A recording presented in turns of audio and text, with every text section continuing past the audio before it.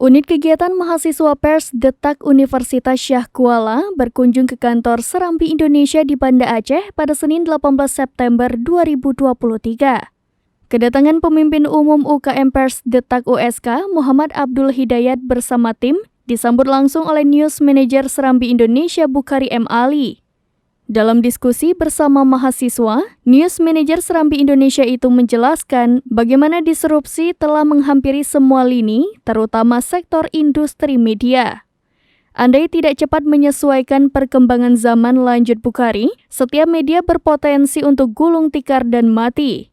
Ia menjelaskan Serambi yang sudah kuat di korannya sekalipun harus beralih ke digital dengan menghidupkan semua komponen yang ada, mulai dari website dan media sosial seperti Instagram, Facebook, TikTok hingga YouTube. News Manager Serambi Indonesia itu menyebutkan, koran bisa saja sewaktu-waktu mati total karena tak ada lagi pembeli. Meski demikian, bila sudah mempersiapkan komponen digital, maka sebuah media bisa lebih siap dan mampu bertahan meneruskan bisnisnya ke depan.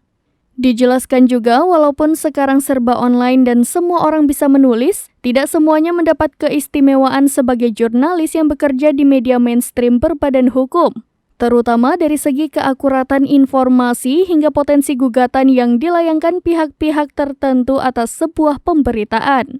Bila media mainstream berbadan hukum terjadi masalah, maka jatuhnya ke sengketa pers yang akan diselesaikan oleh Dewan Pers. Namun, bila media sosial atau media tak berbadan hukum bermasalah, nantinya bisa diproses perdata atau pidana dan berurusan dengan pihak kepolisian. Sementara pemimpin umum UKM Pers Detak USK, Muhammad Abdul Hidayat berharap dengan kunjungan dan silaturahmi ini bisa meningkatkan kapasitas para tim untuk memproduksi pemberitaan di kampus nantinya. Usai berdiskusi, tim dan UKM Pers Detak USK berkesempatan untuk melihat langsung dapur redaksi Serambi Indonesia, termasuk berkunjung ke studio hingga mesin cetak koran.